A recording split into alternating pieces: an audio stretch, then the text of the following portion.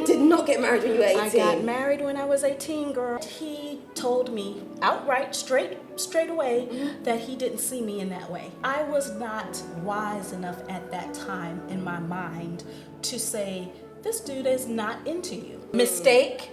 Big mistake. Mistake. Yeah. There's 3 mistakes in that whole thing. I'm not naive. Men, if they get married, that doesn't mean that they stop seeing. You have to understand that because two people get divorced, there is fault on both sides. I said, yes, I did.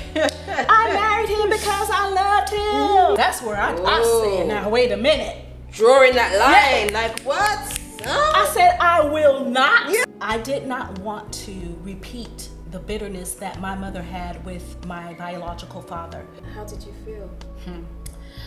Lust is powerful. I'm married. Exactly. So there are there's boundaries that cannot be crossed. Rage doesn't have any. Yeah. He might want to hurt us. I hear him and I hear her. No, you don't. He can't love me. Yeah.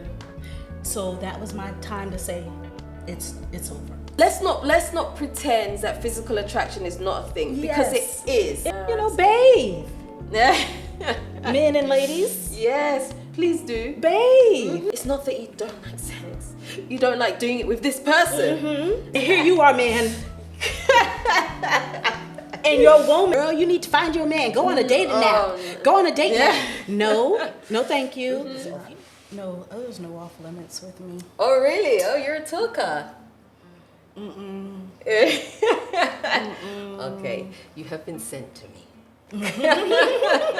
I love people who talk, because my thing is that I feel like we're supposed to learn from each other. So when people hold back information, I'm like, how do you expect someone else to not make the same mistakes as you? Well, like, share it. Well, you have to go through the process yourself. There's a season to share it, because sometimes you say it and your inner self is not ready to deal with it. Yeah. And then you invite others to partake of it, and if you share too early, it can be detrimental. Yes, that's very true. You have to be in the right space. Yes, when you're in the right space, you've done that work internally and spiritually, and then at that point, all right. Yeah, then it's time. Yes. Then the doors are open. Okay. Yeah. Let's go.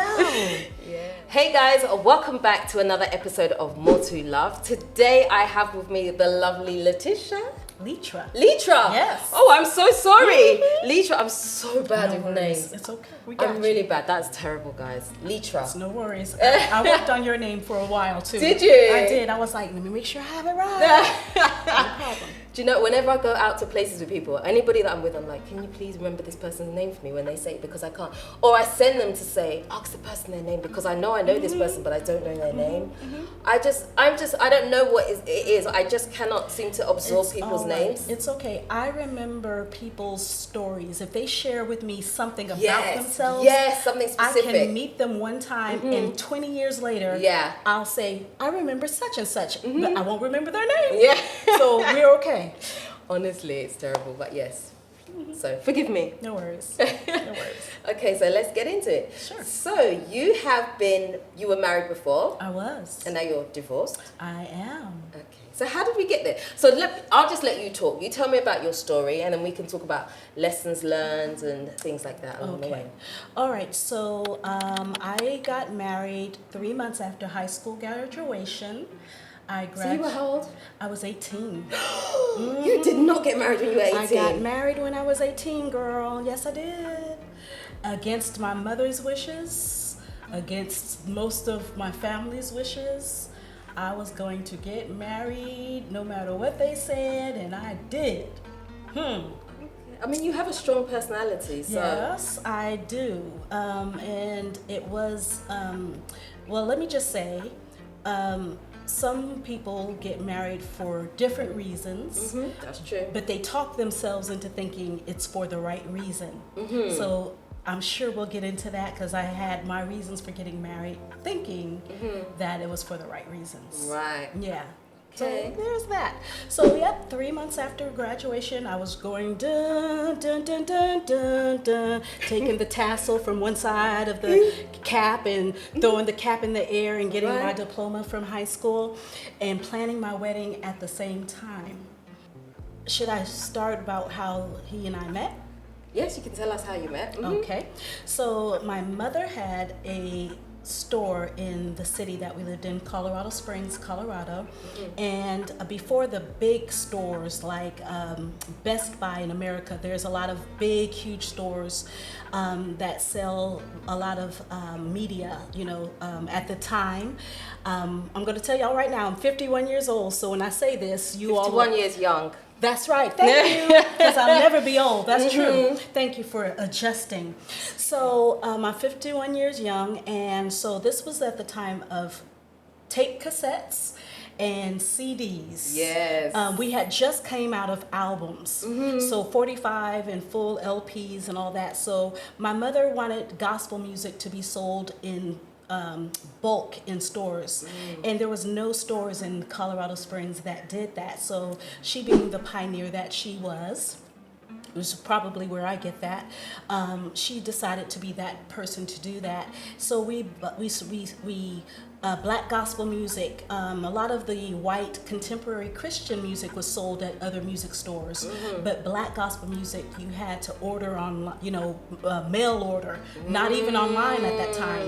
You had to go through a magazine and you had to write a little, it was, Okay, so she said, I need to make that available to our community. Yeah. And so I got to work there for free, labor for free when you have children. And he was in the military, and his friend, and we had a mutual friend. So my mother was also a pastor.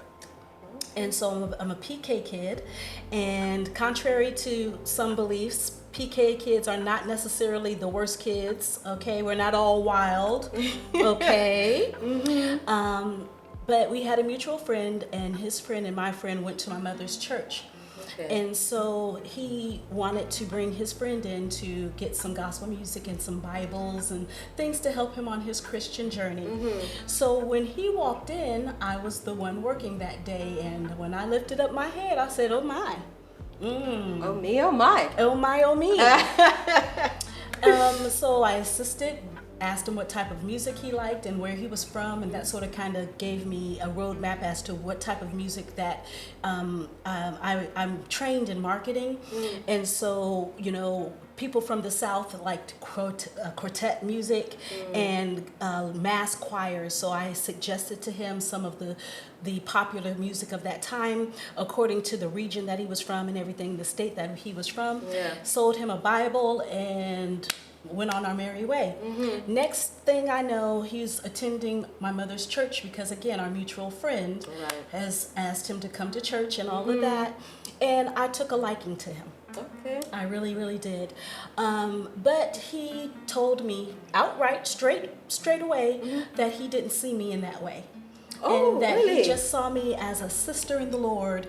And I replied, I should have believed him. I replied, well, you don't know a good girl, so you're sort of kind of used to the hood chicks. Oh, you thought you could change him. That's what I thought. Or at least get his opinion of me to get better. Right.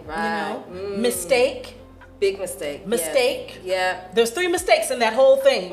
I thought that he could look at me different. I thought that he could change his preference.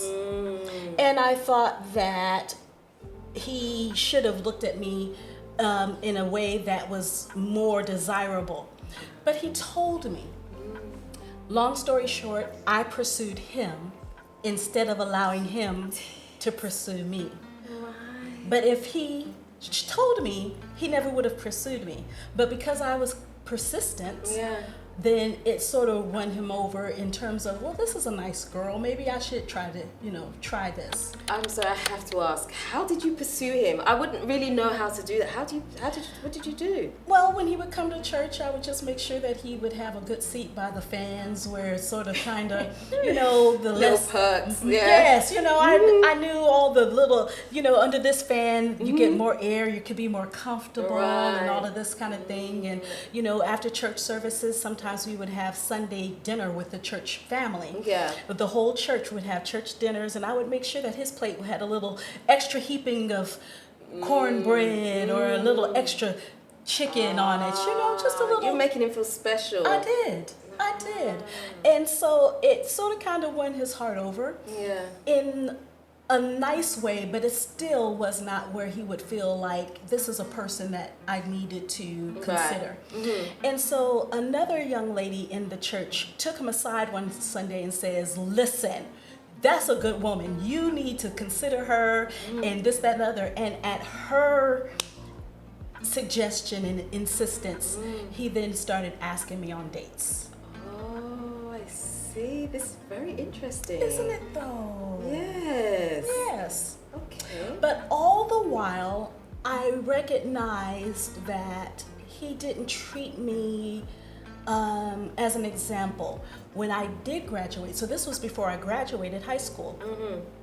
My father was upset because he was a military man, and my father was a military man, and he was like, no way you're gonna date a military man and all of this kind of whatever.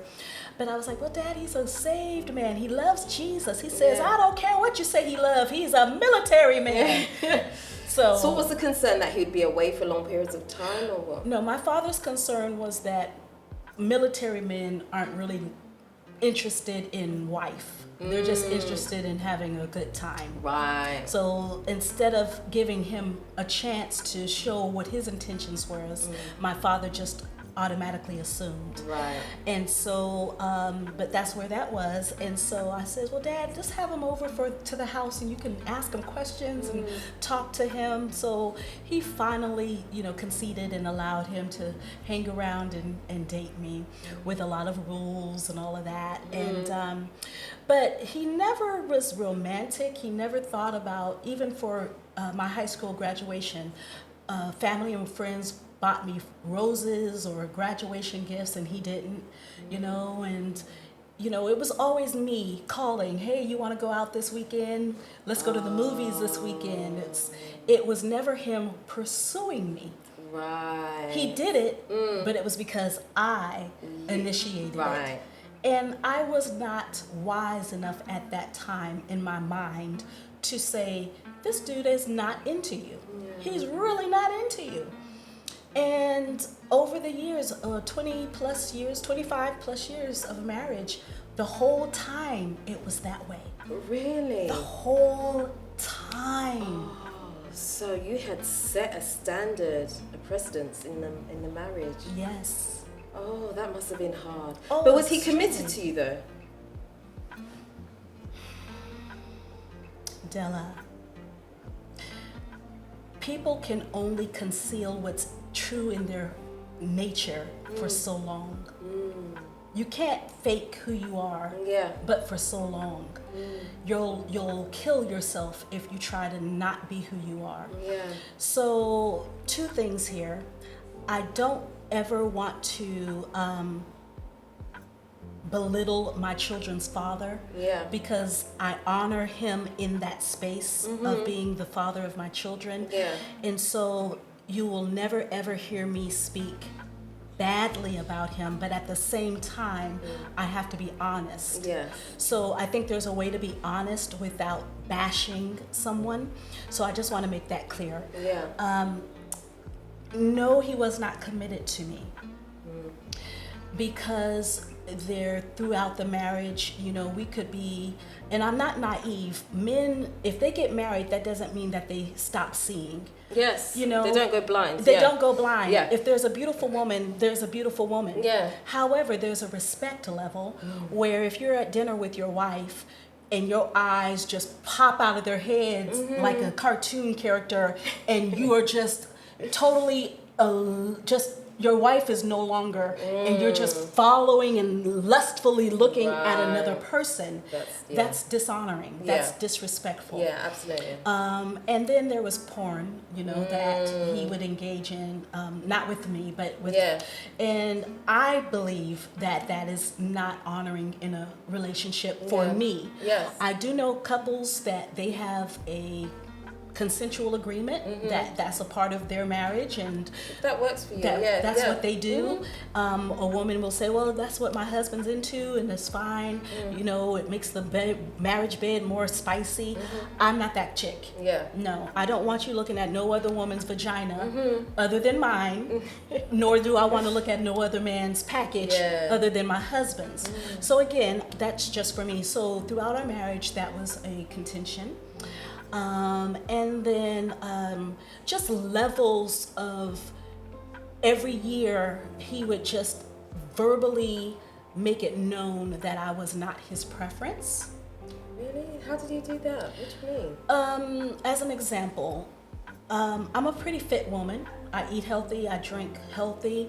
I don't drink a lot of, I drink wine maybe once a year for a holiday or an anniversary, some celebration of that sort. So I don't drink, I don't smoke. Weight was an issue at one point, but I was still dressing well. But for him, he didn't like extra weight at all, and he would make it extremely clear that was appalling to him, and that I was appalling to him, and that I was not attractive to him. Right. My part of this was where I own this part. I love that. I really love that, because we have to understand that because two people get divorced, there is fault on both sides. Absolutely. There's always fault on both sides. It's never one-sided. That's correct. We all have a part to play. And so I'm glad that you addressed it. Oh, yes. I didn't have to even ask. But I did not know until we were in the process of getting divorced. I didn't know. And what I did not know is, you heard me mention about my father earlier, so that was my stepfather. But because they got married when my mother and he got married when I was 5, I just called him my dad. Right, that's understandable. So my biological father left when I was 6 months old. And I have 3 other siblings. So my oldest sibling's 11 years older, and then there's an 8-year difference between my oldest brother and a 6-year difference between my other brother. So I'm the baby of the family, the youngest. I did not know that even though I had a male in the household, I had not acknowledged my need to understand why my biological father left. Right. And I tried to ask my mother this some years before my senior year of high school, and she refused to discuss it. Why? Because she was still hurt. Oh, okay. Even though she had moved on in life. Right. That was an unresolved situation for her. Right. And for her to have it unresolved in her own heart, for me to try to ask questions to try to get my own healing, which again, I didn't know I needed healing. Yeah. You don't know. This is why I say people should always have therapy before they get married. True. Like real therapy. Absolutely. You have to. Because you don't realize that you have these issues until something happens. Exactly. So my oldest sister, she was 11 years old when he left. My biological father left. And she had time with him. She knew what it was to be embraced by him and to say, daddy, daddy, daddy. Right. She had that opportunity and that engagement with him. She saw the dynamics between our parents, between our mother and he. I never got that. I was a little baby. Right. So it was shocking to me that during my time of journey of getting healed during our divorce, I recognized I really married because I was trying to fill that daddy void.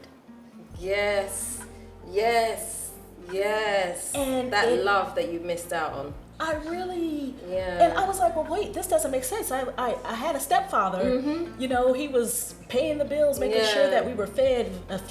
He was there taking me to basketball games and taking me to McDonald's and making, you know, we would have father-daughter time. I truly had no idea that my biological father's absence affected me to the point where I would marry another man to fill a void. That was shocking, and it was crushing. Now, how did you discover it though? Prayer. So I am a very spiritual woman, and I listen. It's more than me just saying things. It's me to listen. And in that time of listening, I heard very clearly that I did not marry him for the right reason. Right. And I argued. I said, yes, I did. I married him because I loved him. Oh, I argued. But it was consistent in my hearing, in my heart, and in my spirit that I married him to fill that daddy void. Now, this is another part of it that's going to get you. I wanted him, my ex-husband, my children's father. He needs to apologize to me for cheating on me, because he cheated on me, and he cheated. Oh, yes. Really? Did he know that you knew? Oh, yes. We'll get into that. Okay. But when the Spirit told me that I needed to apologize to him, now that's where I said, now wait a minute. Drawing that line, like what? I said, I will not. Excuse you? Exactly. I said, now wait, Lord. Now hold on. What do you mean I need to apologize? This man has totally devastated this family. He has thrown a wrench into this journey, this marriage. He. And I was walking my community, screaming to the top of my lungs. If someone had have wanted to record me, a crazy woman, they would have thought I was crazy. But it was my process. I was screaming to the top of my lungs, I don't need to apologize to him for nothing. He's this and he that and he this and he ha. And the Spirit said, you need to go to apologize to him because you did not marry him for the right reason. And that day came, and I said, I need to speak with you. And we were not in good terms. We were not. No. But he came to the house that we shared and lived in and all, and he moved out. And I said, I need to speak with you and say that I need to apologize to you. And he said, for what? And when I told him, he started crying.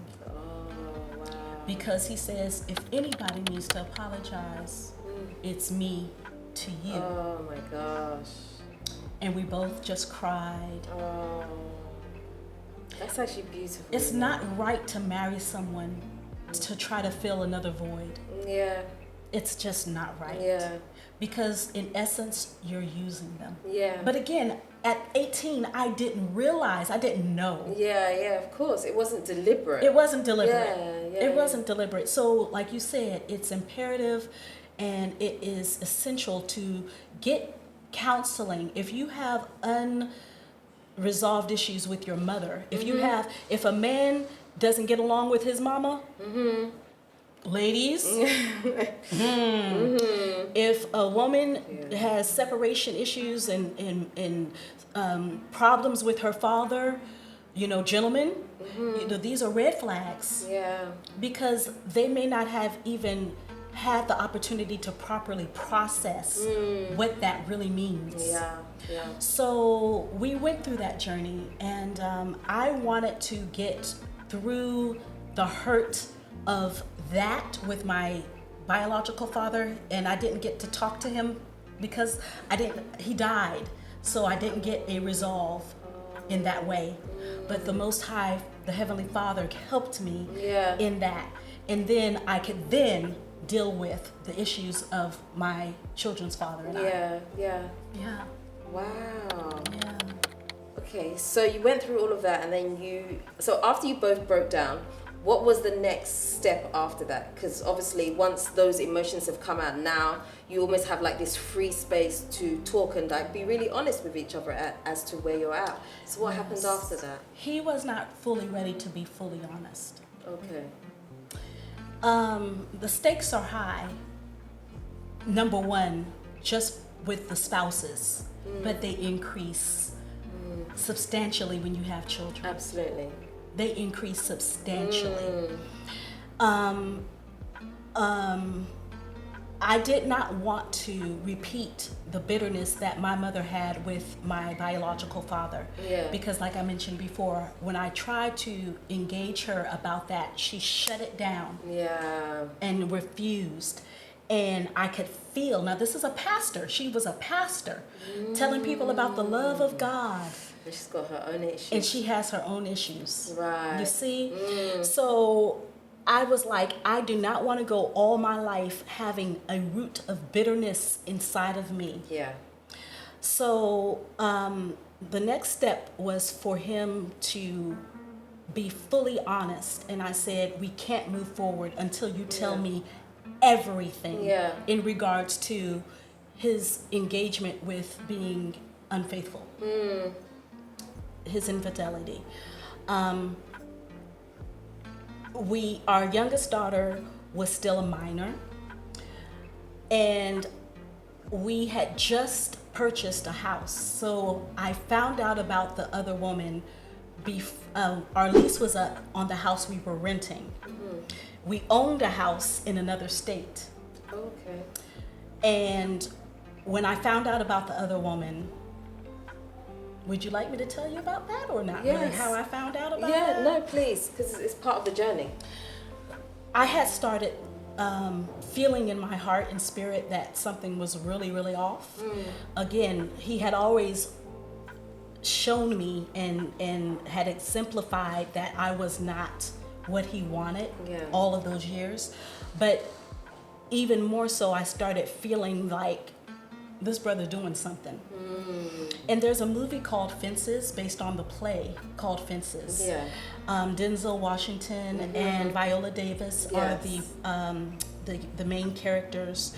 And I wanted us to see that movie. I'm in theater. I really enjoy how art helps people through things. And so we were watching that movie, and there was a scene in that movie that the character has cheated on his wife. Yeah. And I watched my husband transform, and he got very agitated, very, very irritated. So after the movie was over, we all had our conversation about what we thought about the movie, because I like to dissect movies. Yeah. And the children was like, well, I didn't understand it. I don't know what they were doing. Da, da, da, da. And I said, so what do you think? To my husband, he said, it was all right. So later that night, I decided to do some more probing about the movie. I said, so you really didn't have much to say. Was it because we were in front of the children? He says, well, you know, things happen. You know, people misunderstand. Things happen. And he was very defensive for no reason. Yeah. And I said, so is there something that you want to tell me? What do you mean? What do you mean? I says, is there something you want to tell me?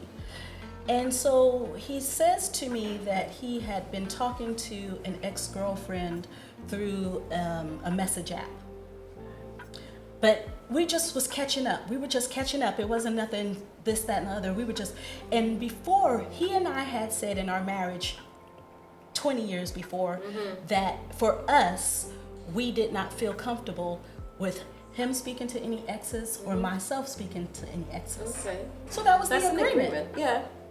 So I said, so what happened to our agreement? Well, like I said, she reached out to me and just would say, hey, it's been a long time. I was thinking about you. Just wanted to see how you were doing, how your family, you know, he threw it in. Yeah. How's your family and everything? And so it was on that level, he said. And I says, but we said we weren't going to engage in speaking to exes. So you dishonored our agreement. Okay. So at the same time, he was being considered to be an elder at our church. Right. and they had their protocol and all of that they went through.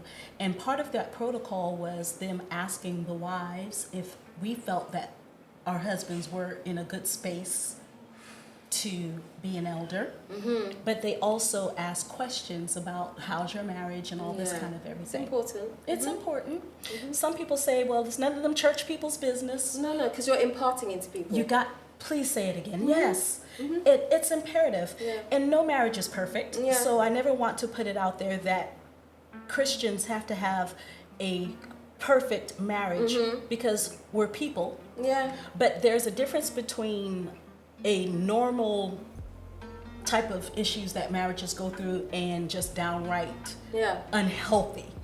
There's a difference. So we had a meeting with one of the elders, and he says, Letra, how are things going? And I said, things could get better. And he says, well, what do you mean? And I says, well, we don't really date a lot. We need to have more time together as a couple. And so he took that note, and the next Sunday, privately, without me, he asked my husband, had he been unfaithful? Oh, he did? Outright. Wow. And so at that point, he said yes. And I woke up that morning and doing some house chores, and next thing I know, the pastor and him were at my front door. And I said, hey, what's up, Pastor? How you doing? Like, I'm in my house roll, my rollers. Not expecting anybody. Exactly. Yeah. And he says, I'm here to just be of a support, but your husband has something he has to tell you. And that's when he told me. How did you feel? Della, I was so hurt. I was so hurt. Because even though you suspect it, once it's confirmed, it's a different feeling. It's a different feeling, but it's also a different feeling when it's with a person that he was with before you got married. Right. Yeah. That's painful. That's a whole nother level. It was hurtful for it to just be, if it was a stranger, it would have been hurtful. But it was a person that he had been with before. And to know after many, many, many conversations, a lot of therapy, he wished he had have been with her. Oh, no, that's gonna hurt. Oof. The whole time. So was she also single? No. She was also married? She was also married. Oh. What a mess. And their plan was to have an exit plan from their marriages to be with each other. Really? This is, infidelity can happen in a relationship.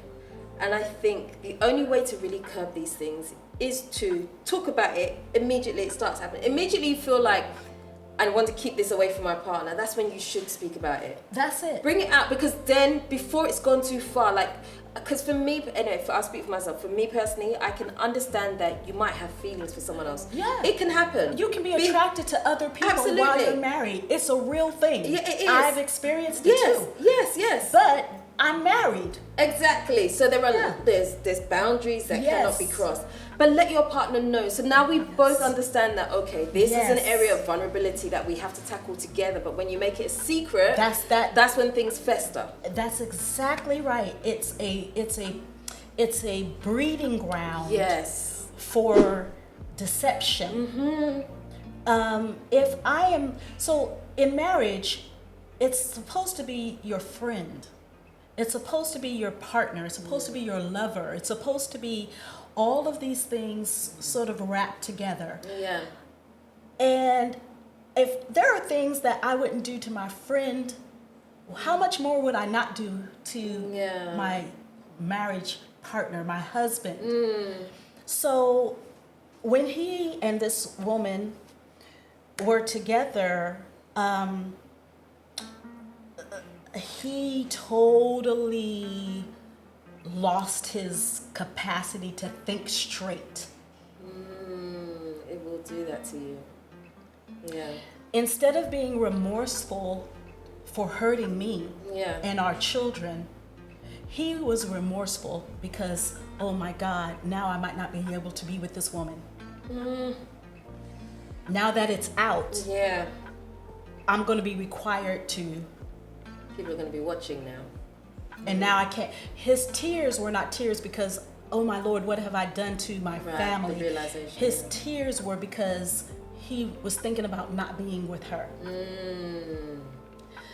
So, I know we were going to talk about the next steps, but I'm just sort of kind of giving you some. No, it gives a nice picture. Yeah.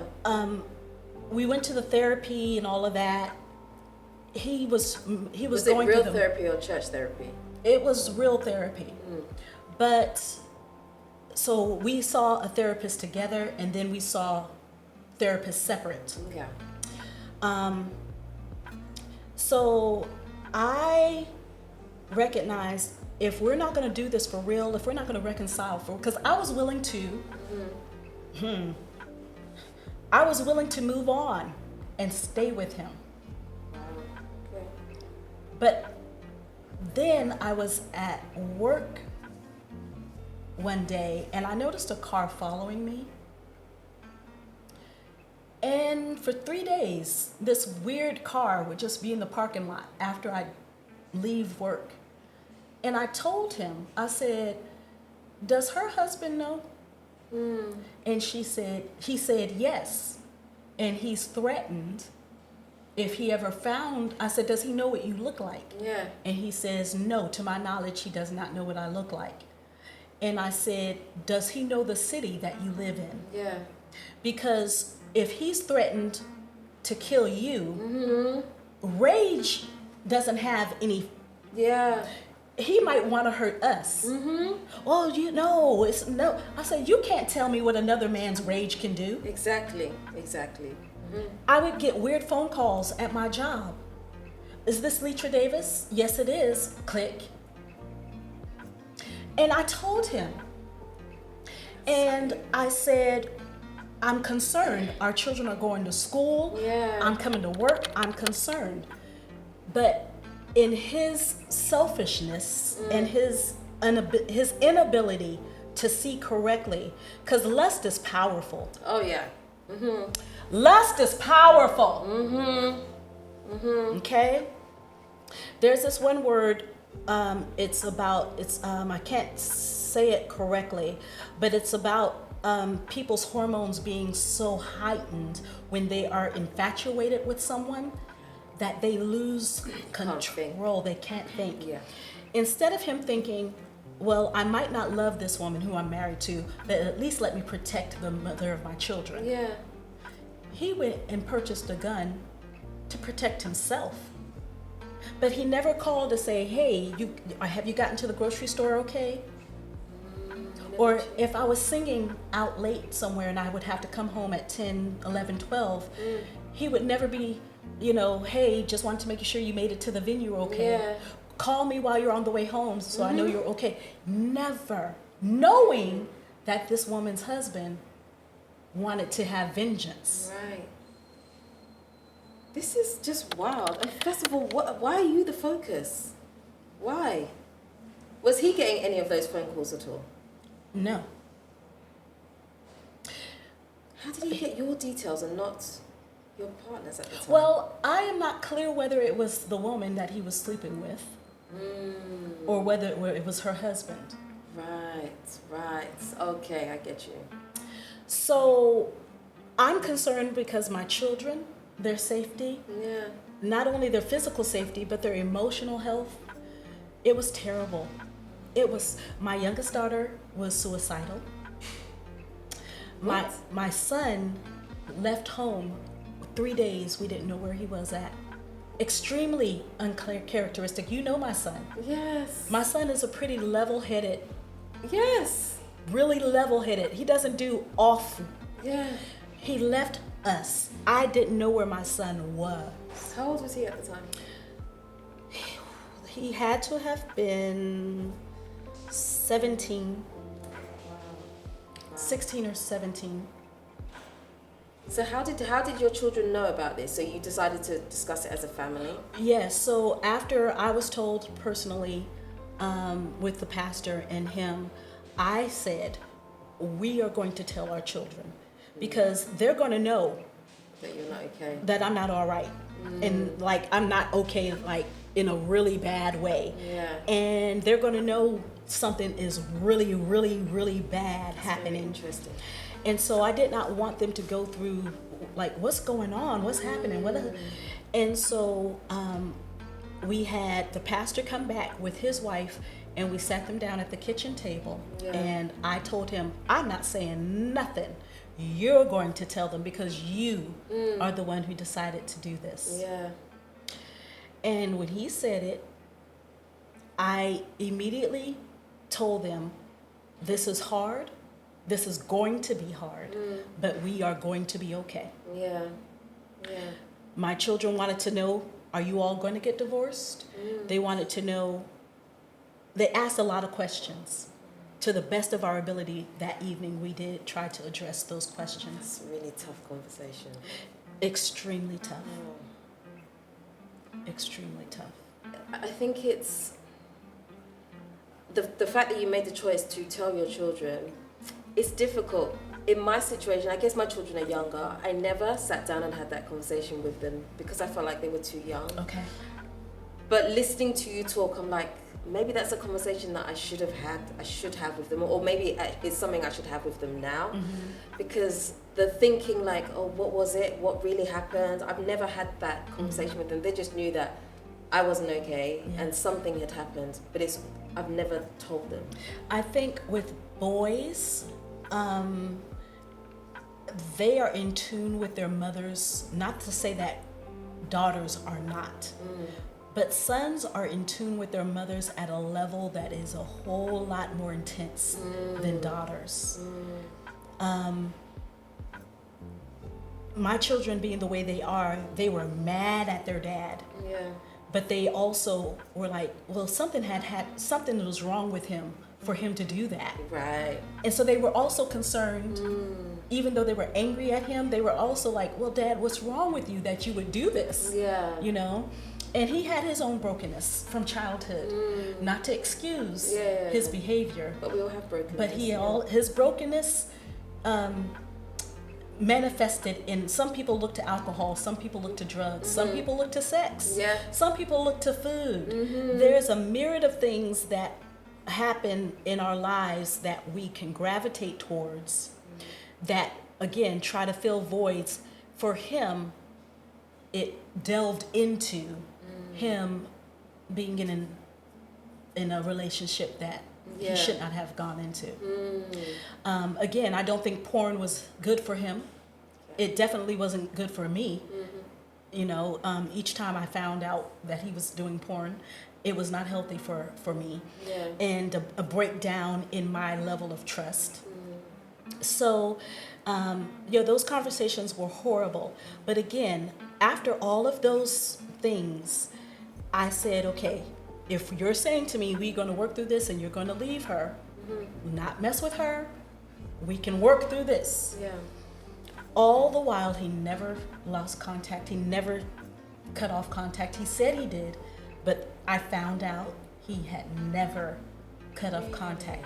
So the house that we were renting, we moved into and bought another house with the agreement that this was our new beginning. Right. Our new beginning. So I went to work one day, and he is a truck driver. And my cell phone rings, and I have my own office. So I answered the phone, and I don't recognize the phone number. I hear him, and I hear her. No, you don't. You do not. The phone, like it was a bum dial or something? Correct. Oh no. For 13 minutes. And I cut it off because I couldn't stand to listen to anymore. I heard this man that I was married to, that when he had a fever, I put a cold pack on his head. When he was sick, I gave him medicine. When he was sad about something, I would encourage him. That I prayed for day and night and day. I interceded in prayer for him. I helped him in different ways. I heard this man speak to this woman in such poetic manners, poetry. Not one time had I ever heard him speak a word of poetry to me. I heard him express himself to her in such ways that I had never received and had longed for. And had been honest in saying, I need you to talk to me. All these years, I would say, I would like you to express yourself to me this way. This is the way I feel loved. Words of affirmation, words of everything I desired. For 13 minutes, I heard him express to this other woman. Oh, that's got hurt. And I'm at my job. Oh, you're at work. And so I go out of my office and I go into my supervisor's office, and I am just, and I close her door. And I said, I need to take a good hour. And I need to deal with something. She knew that I was dealing with this situation. Because again, my son was missing. Missing. So this is all piled up now? My son was missing. Instead of him trying to find out where our son was because of his shenanigans, he's at work on the phone with this woman. And so I call him. So obviously, because I had hung up, he answers the phone. Hello? And I said, hey, how's your day going? Oh, it's doing okay. You doing okay? I said, no. And I said, I need you to meet me at the pastor's office at 4 o'clock. He said, oh, well, what's going on? I said, I just need to deal with some things. Oh, well, I thought we had gotten over all of that. And literally, this is a few months. When people are going through infidelity, it takes years to recover. So this is a few months. He says, I thought we had gotten over all of that. I said, I need to really deal with some things, and I need you to be there at 4. So I got off of work, and I went to the store and bought myself a bouquet of yellow roses. The reason why I did that is because I needed to redirect my focus because I was in rage. At that point, I was beyond hurt. I was beyond angry. I was in Hulk rage. And I needed to look at a beautiful, bright color to help my brain. There's something powerful about yellow, because yellow is what I also leaned on. Is that interesting? And purple's my favorite color. But I didn't want my favorite color to be associated with that pain. So I chose yellow because I understand that the brain reacts to colors and it helps you calm down. And so I told my pastor what happened before my husband got there. And he just put his head down and he said, oh my God. And he busted out in tears. Because he thought we were on a good trajectory. Trajectory. And so my husband walks in the door and he said, well, I had to get off work early. Was this really important? And I looked at him and I got my phone and I showed him the time. And I said, you see that time you called me today? He said, I didn't call you. I said, I know you don't think you did, but you did. And he said, his face said, I said, you accidentally called me while you were on the phone with her. And that was my cue. This man does not love me. And he can't love me. So that was my time to say, it's over. That's true. It's done. It had been done for a long time, but it took that. You needed that. I needed to be able to. Exactly. Because he would have thrown it out and pretended, because divorce is expensive. You know? Divorce is expensive. Oh yeah, let's be real. Okay? Let's be honest, And so if he could have kept that and me in the dark and him continuing to see this woman, that's what he would have continued to do. not caring about our hearts, not caring about. So I said, okay, so at this point, we're going to get a divorce. I'm not going to divorce you.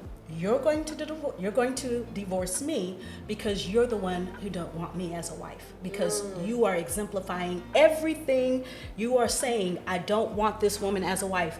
Oh, I don't want divorce. I said, yes, you do. Yeah, because married people don't do that. Yeah. So you're going to divorce me. You are going to initiate the divorce, and we're going to do this in a way where some women want vengeance, and they want their exes to just drink water all the days of they want to take them financially for everything they got. Yeah. That's not my business. I'm not going to judge a woman for doing what she feels like she needs to do. That was not the road that I took. Yeah. I wanted to make sure that the house that we just bought, that my children and I, because my son at that point had moved out. We found him. Yeah. He went, and by the way, he went to a hotel to just clear his brain. Yeah.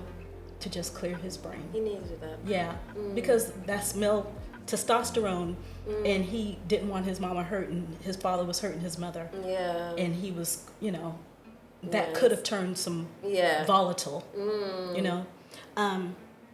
So I did not want to take him for all of his money, but I knew I was going to make sure that my children were taken care of, absolutely. and that I was going to be taken care of. So we were mutual in making a agreement outside of the courts, because once the courts get involved, it's money. It's oh money. my Lord, it's very messy. So we went through the magistrate, and they reviewed everything, and I made what I required to make sure that he was not desolate and in dire straits, because again, how I treated him, even though he treated me bad, how I treated him was teaching my children. Yeah. Oh yeah, very true. And if I had have stayed in that situation, I would have taught my daughters that it's okay to allow a man to treat you that way. And I would have taught my son that it's okay for, a woman is going to allow that? Yeah. And I did not want to teach my daughters or my son that. That is very, very, very, very important.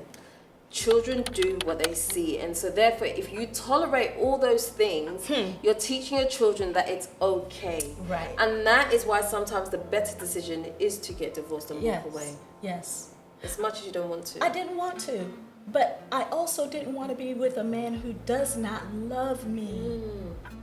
Yeah. I could have stayed married for the sake of the children. Yeah. They're gonna grow though. But after that, what? Yeah. And I deserved love. Yeah. I gave love. Yeah. Even though I got married for the wrong reasons, I truly did love this man. Yeah. I really did. And it has to be reciprocated, or you'll die inside. Yes. If it's just one-sided. You can't give all the time. No. In the marriage, it's going to be that sometimes. One Sometimes, yes. One spouse is going to be the one that's going to be the giver, and the other the receiver. Yeah. But that has to shift. It has to. It's an ebb and a flow. But when one person is given all the time, That's just exhausting. Doesn't work. Don't get me wrong. Financially, we had good homes. We had beautiful houses. I never had a junker for a car. I had new cars. I had clothes, food, bills were paid. He wasn't slacking in that area. He was providing. But emotional was zero. Yeah. And again, he said to me, and I do believe him, he wanted to love me in that way, but I just was not his preference. Yeah. And I'm just going to tell y'all, I don't know how you feel about it, and I'd love to hear your thought. I hear people say all the time, I had a checklist, but I've lowered. I don't feel like I have to lower. Yeah. If it's reasonable. I'm not saying Yes. if it's reasonable. Yes. Yes. A person has a right to want what they want. There are certain things that I need in a relationship. Yeah. Then there are certain things that are wants. Yeah, exactly. You know. He has to be 6 feet tall. He doesn't have to be. He doesn't have to be, but if he's 4 feet and you're 6 feet, Yeah. you have to think about that. Yeah. Are you going to be able to be physical attraction? I don't think I have to give that up at all. Yeah. Yeah, because that's part of what draws you to the person. Physical. Yes. Let's not pretend that physical attraction is not a thing, because Yes. it is. It is. And I don't understand. I hear people all the time. I lived it. When a person says, I know he really doesn't think I'm not his type. He prefers, brunettes and long legs. Yeah. But if that's what he likes, and you know that that's not what he knows that I'm going to be good to him. I'm sorry. Yeah. I want a man who likes what he sees. Yes. As when he well sees as- you coming, he's like, But woo, that's you know? it. That's yes. right. Personality, of course. Intellect. Is there Yeah. an intellectual connection? Is there a stimulation when we have conversations? Is it stimulating? Yeah. Do we have the same value system? That's important, of course. Spiritually, are we in the same vicinity? Is there a spiritual flow that we can be on the spiritual plane, where one person's not feeling like they're here and this other person, and I got to drag? Yeah. No? Yeah. Those are also important, but don't, like you said, don't think that physical attraction is not important, because it is. Absolutely is. It absolutely, what? If I go to the restaurant, and am I going to order what I don't like? Yeah. No, absolutely not. Are you kidding me? Yeah. So I just don't ascribe to that. I have to forget what I like, nor do I want him to. So that's important. Yeah, absolutely. So back to my, it took us some hard work to get to a place where he and I are very cordial. Very cordial. That's very difficult, I know people think that, just be amicable, just be cordial. It's very difficult to get there, because both have so much hurt. Yeah. It's really hard. Yeah. But I knew it had to be that way for us to at least be not fake. I couldn't do fake. I wanted to, because we have our family. My oldest daughter is about to have her child, and I'm so excited and blessed by that. I want us to go to the hospital and him not to have to be on one side of the hospital and me on the other side of the hospital because we're... Yeah. No, that's not healthy for my daughter and her family. Yeah. So we are in a place now where, and he's moved on, he's remarried, and I'm happy for him. And How long ago did the divorce happen? Oh, good Lord. It's been 5 years now. Okay. Maybe I want to 5 years, I believe.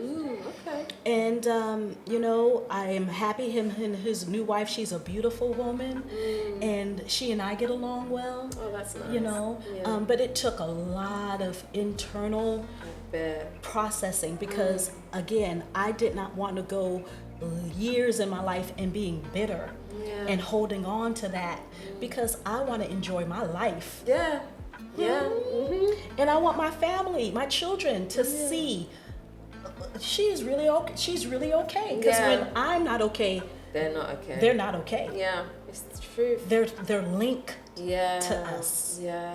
So it was important. It was a deep work that I had to go through, but I needed to go through it, and I didn't. But you come out so much better on the other side once you do it. 1,000,000%. Oh, 1,000,000%. Yeah. And joy, real joy. That's exactly, it's that part, real joy. Real joy. Do you know, when I look at people sometimes I think they're married, okay, you're married, that's wonderful, and you're okay in your marriage, but do you have real joy?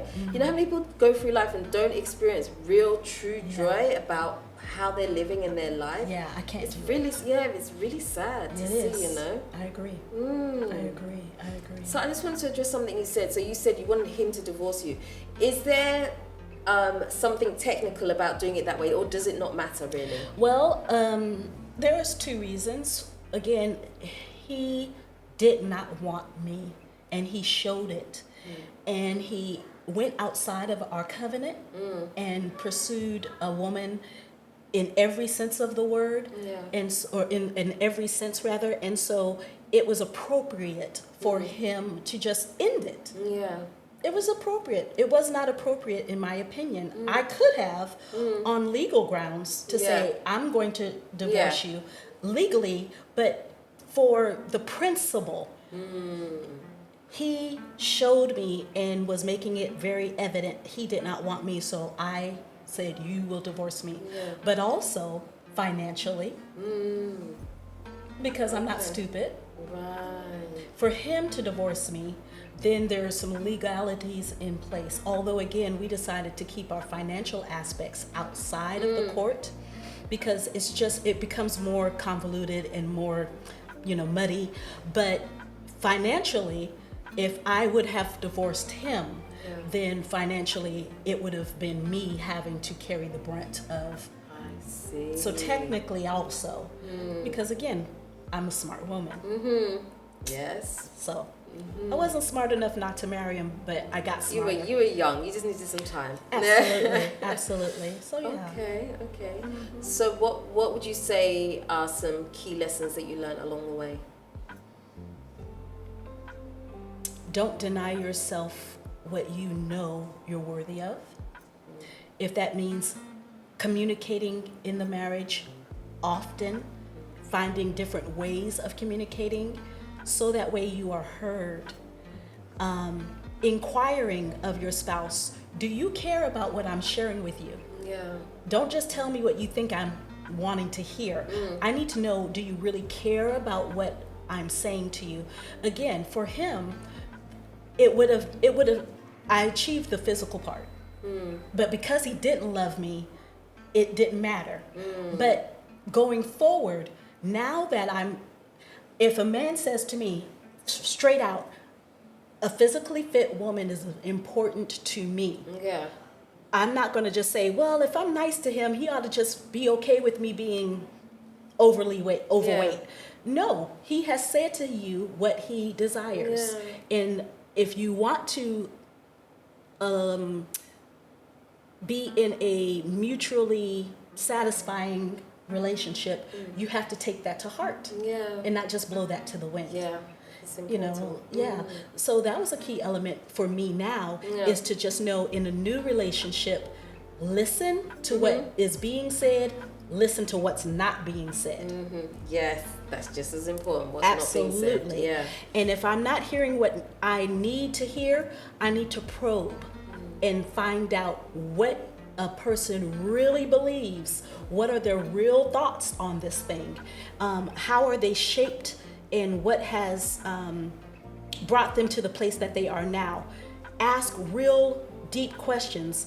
I want you to know what my favorite color is. Yes. Yeah. But that's not important. Let's go deep. Yeah. Well, now, if you're buying something for me and you buy me green, that's not my favorite color. So let's get deep. Let's dive deep into our emotional capacity. Is a person an introvert? Is a person an extrovert? Yeah. If I'm an extrovert, which I am, I enjoy being with a crowd. I love the energy. Yeah. But if I'm going to be with a partner who is not an extrovert and they are an introvert, what's that look like? How does that play out in a relationship? Because you may want to go out 3-4 times every month in the month, and they're like, "Can we just sit on the couch and eat popcorn and watch a movie?" Yeah. Those are real important things. What are we compatible? The compatibility. Alignment, yep. Alignment. These are the things that, you might get tingling up and down your spine. They may make you feel good. We're going to be real physically.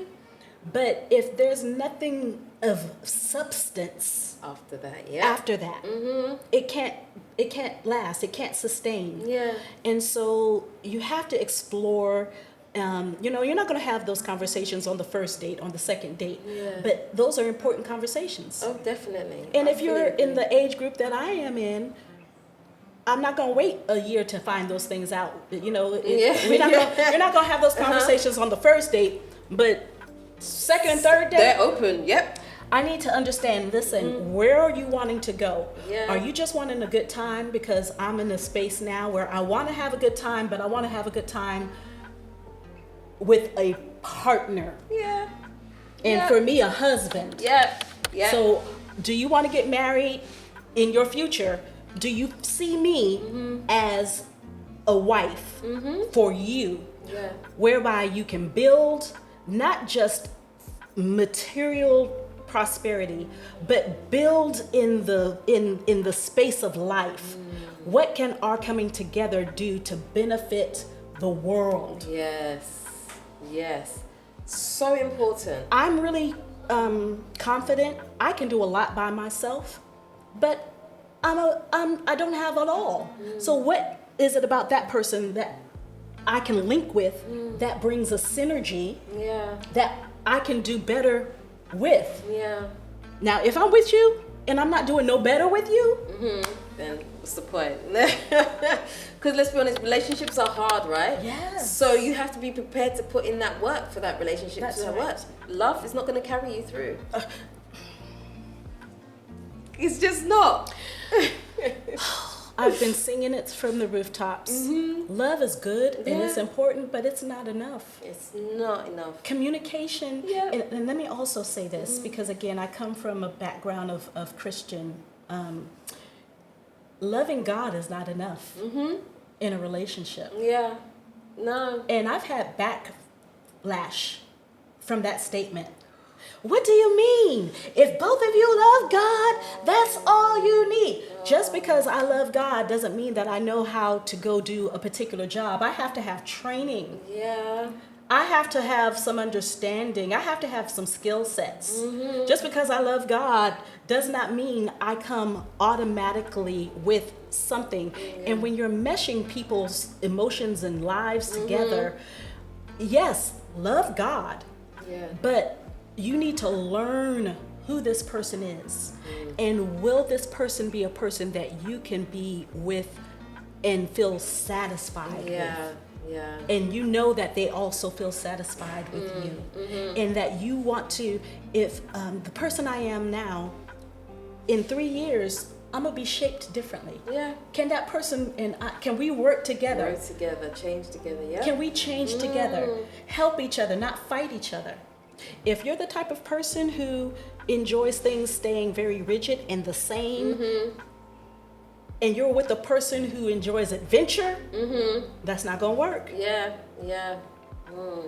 You know, something you just said about you got backlash when you, it's so difficult to talk about things in church, because I've had a similar experience where you want to talk about your experience, but it's like people think that you're being negative, and you're not. You're not saying you still don't have your love for God, and you don't have all this, but they just feel like the minute you say anything negative that is directed in the direction of the church, that means there's something wrong. And I think that church is an institution where, yes, we have that there to help us, it's in our communities to support us, but they don't have 100% of the answers. No. And I think people feel like the church is a perfect institution, and there's some things that happen that are not right. And when you speak up and you say it, some people don't like it. And it's very difficult to talk about, and it's very difficult to give a balanced viewpoint, like giving your what's happened to you, your experience, and balancing it with what is going to be acceptable by people who have heard what you're saying. It's very difficult. Do you understand what I'm trying to say? I understand exactly. And so for my journey, I have learned to, those who can get it, they'll get it. Those who refuse to, I can't wait till they get it. Because there are a lot of hurting marriages right now. There are a lot of hurting men and a lot of hurting women. They both love God. That's not the question. But they don't know how to communicate well. Okay, can we go a little deeper? Lord, how you can edit it out if you need to. No, I won't. Go on. If the sex isn't good in the marriage, yes, where in the Bible is it going to tell me how to tell him or how to tell her, I want her to touch me here. Or I want him to rub me there. You love God, but there needs to be some conversations about how do you properly talk to your spouse about your sexual needs. If he wants sex 7 times a week and she only wants it once a week, where in the Bible is somebody going to share with me what we need to do to bridge those two numbers together so we can have a little bit more? And a woman not feeling like, okay, and this is not just, some women have a higher sex drive than some men. And some people have a sex drive that's too high because of drama. Some people have a sex drive too low because of past sexual drama. Churches don't like to talk about it. Thank you. Exactly. We don't talk about these things, but they're so important. It's real. We don't understand. I'm going to say something about myself.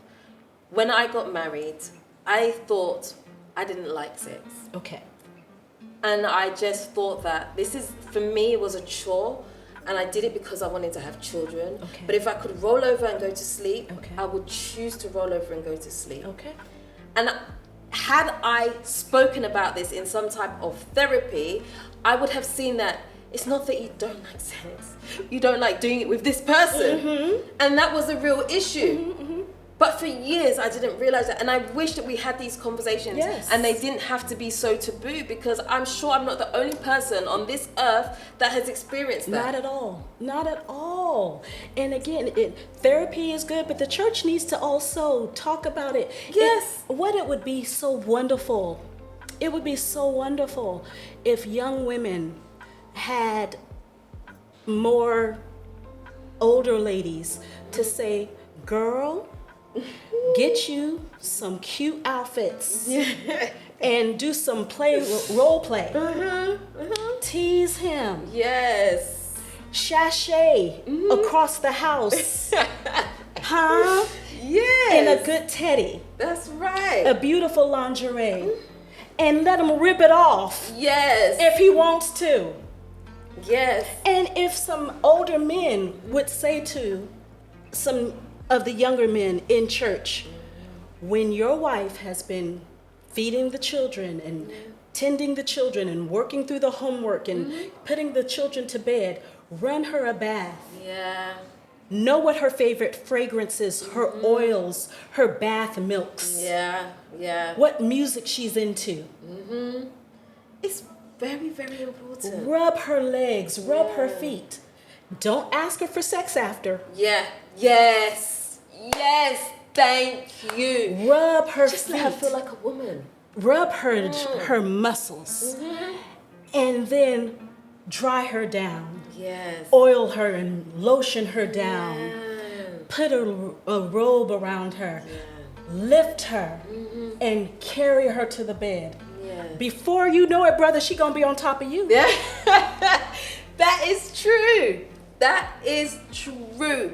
I think especially as women go through our childbearing years, we lose a part of us that is a woman and we just become a mother. And some of us stay a mother and we never go back to being a woman. We have to stay a woman. Yes. We have to learn, again, that's where our support systems are in place, whether that's therapy with a licensed therapist, whether that's a church community or a trusted person who's been at that stage of life and who has now gone to another stage. We have to have a support system to say, it's okay that you're tired and exhausted, but communicate. Yes. Even if he's coming home and he's exhausted and maybe you want to have sex, say to him, darling, I want to have sex with you.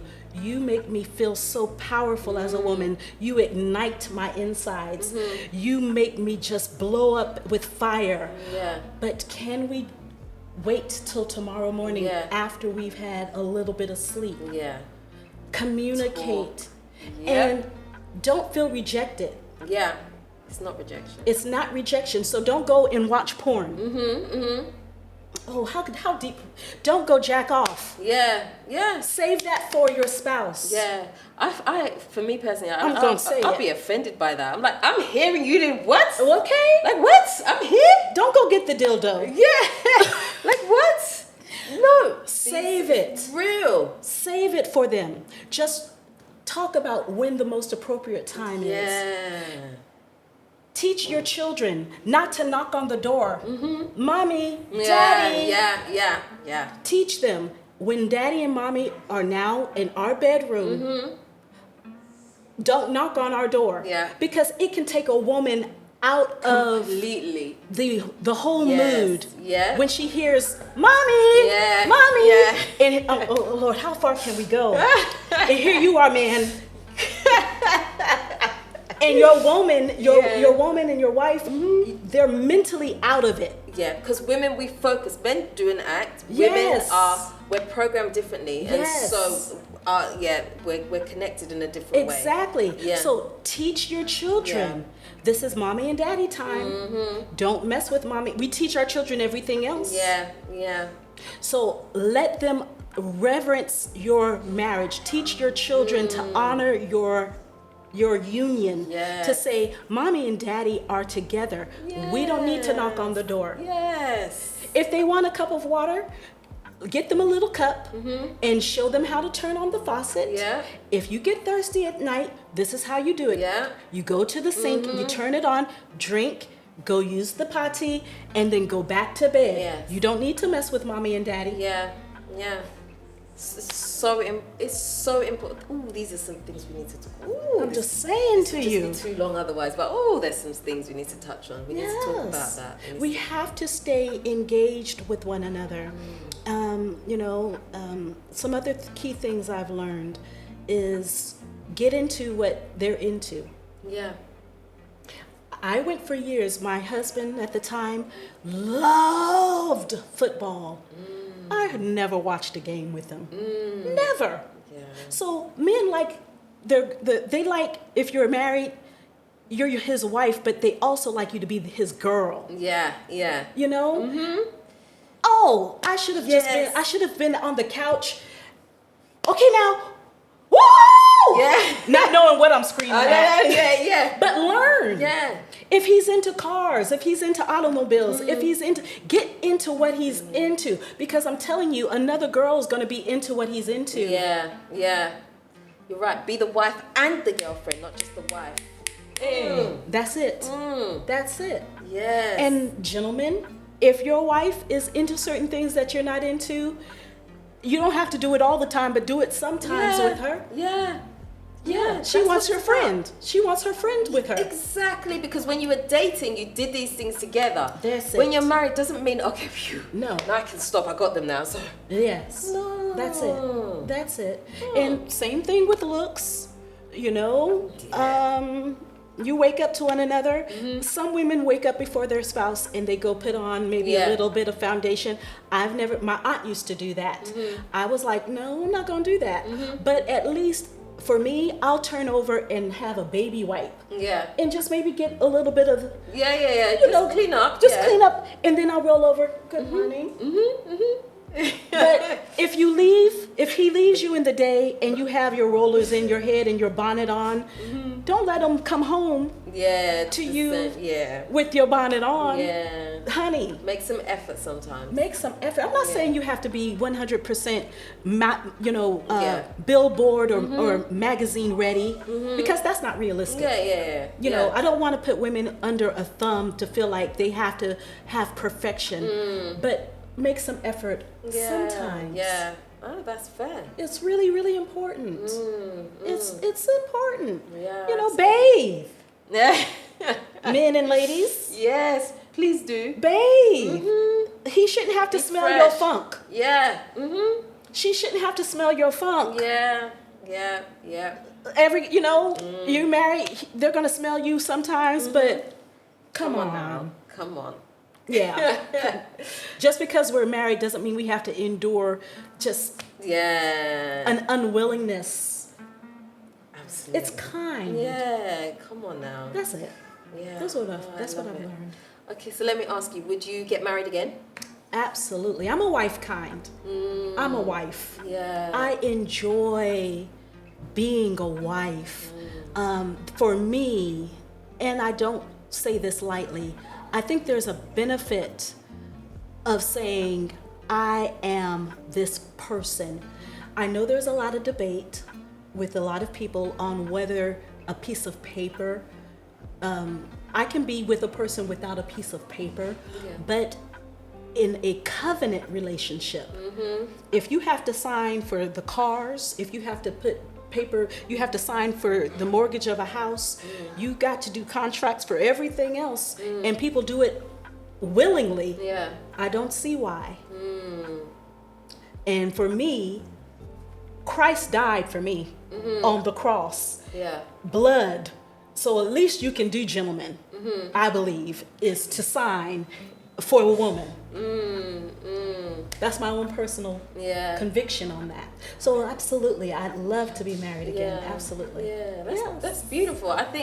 I mean, for each of their own. I always say I don't want to get married again, but I would do a traditional. I'm of the belief I don't need to sign. I don't need to sign. If you give me commitment and we decide to be life partners, that's okay for me. I probably want to do a ring ceremony or something like that, but in terms of, I just think it doesn't hold anything. But to each their own, and I just think there are different ways to do relationships, and what works for you, and that's fine. You know?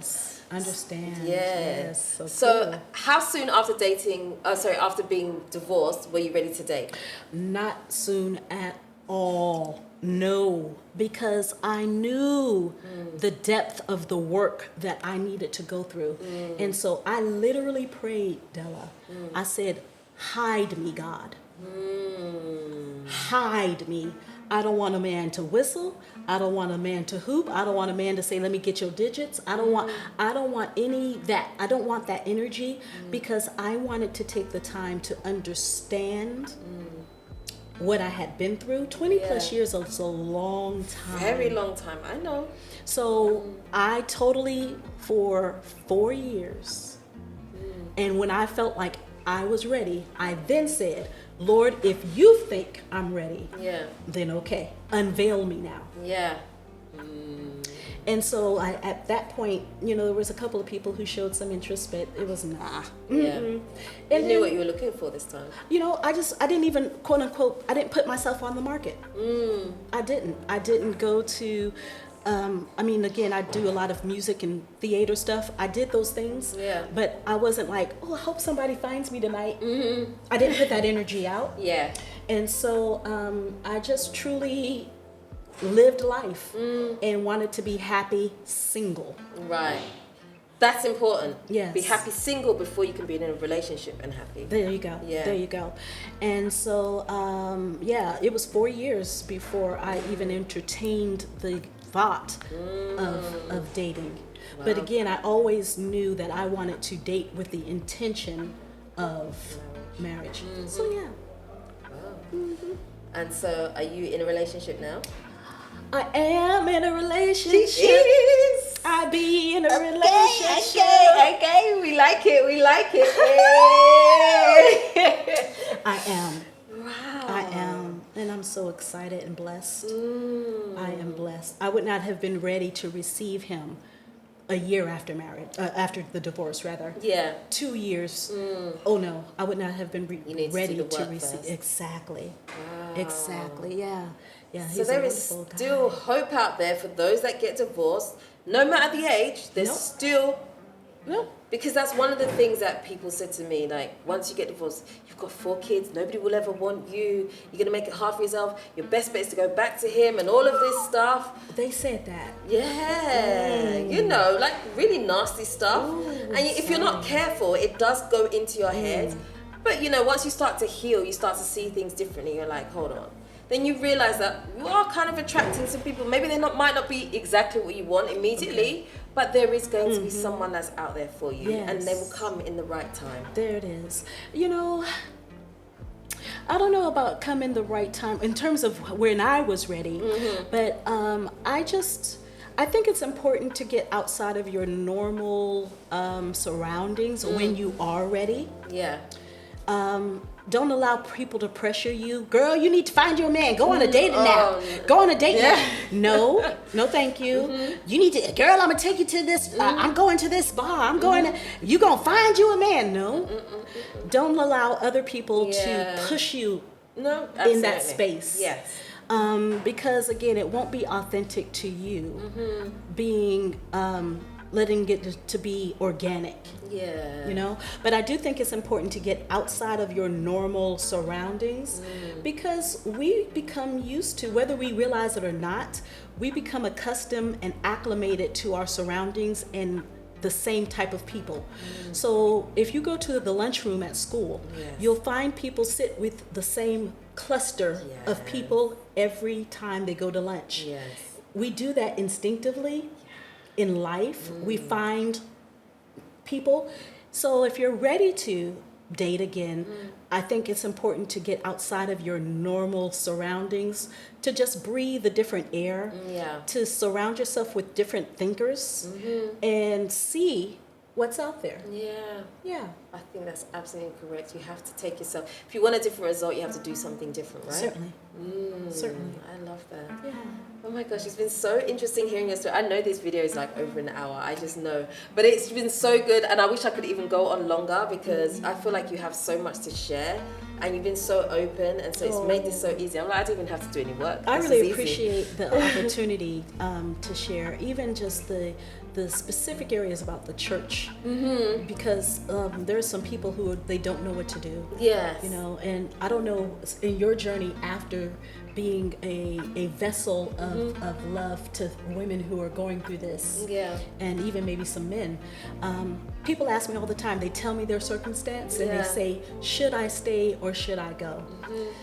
You know, I often say, if you are being physically and emotionally abused, ask, were you created for that? And the obvious answer is no. Don't stay where you are being abused. Now, if someone's doing something that you just don't like, that's a whole different category. Correct. I try not to tell people, you know, whether they should stay or go, because never give an answer. That's their business. But if a woman, particularly, because I've had some men who have been physically abused too, but particularly women. We need to talk about that. But not staying calm. I'm not going to tell a woman to stay. I'm going to tell her, get out. Because your life is important.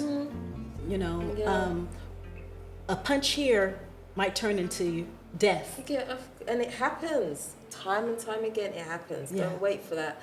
Don't wait for it to become that serious before you leave, because then it's too late. Because there's no boundaries. Once that has happened, it's crossed. Exactly. Exactly. And there's no levels. So, you know. Absolutely. Thank you so much for this opportunity. Thank you so much for coming in and talking. I don't know if you have any final words that you'd like to share before we end. Love yourself. Know what it is to love yourself before you feel like you can have the capacity to love another person. Because if you don't love yourself, how are you going to share with them how to love you? And I think that's all I want to say. Oh, that's beautiful. And that's the foundation of everything. You love yourself first. Your self-worth has to be there before you can expect somebody else to give you that. Beautiful. Because you can't communicate anything to you. You have to know how to articulate what loving yourself means. You have to know how to express and how to, you know, maybe you love romance. Maybe the person you're wanting to be with doesn't know what romance is. Maybe they didn't grow up seeing romance. So you're going to have to invest time in showing them what that means to you. And you have to be with a person who enjoys doing that for you. Not to say, here's your flowers. Because it doesn't feel good. So, you know, loving yourself and knowing, trying to find a person who is as closely aligned, because you're not going to find perfection. No way. Not the gentleman that I'm with now. He is so awesome, but last night we had to have a conversation, not argue, No, it's a conversation. It's a conversation. And that's what you need. He says to me, this is what I need from you. I say, okay, I got you. Yeah. Yeah. I appreciate you saying that to me. I need, now, can you hear what I need to? Yeah. You don't need that. Yeah, that No. doesn't achieve anything. No. Yeah. So to be able to know who you are and know your self-worth, like you said, Yeah. that's almost half of the, Yeah. because you'll start attracting people. Yeah. When you don't know that about Yeah. her, you'll attract any old thing. Oh, yeah, yeah. Sorry. You have, So, yeah, that's all. yeah, I love it. Thank you so much. Thank you. Thank you. All right, guys, that's the end of today's video. I hope you've really enjoyed listening to this one. I know I've enjoyed it. I'm so excited. I feel like I have this ton of ideas I need to write down because I have some questions that need to be addressed here. So we'll pick that up in another episode. But if you haven't already subscribed to this channel, do me a favor. Hit the subscribe button and the notification bell. Don't forget to also like, comment, and share this video. Until next time, we are out. Thank That was you. so good. Thank you so much. Oh, it was brilliant. Oh, it was so good. It was easy. It was. I really appreciate that. Oh, thank I you. almost started crying and I had to stop myself. There was a point at which I wanted to cry too. I was like, don't you do that, because I don't cry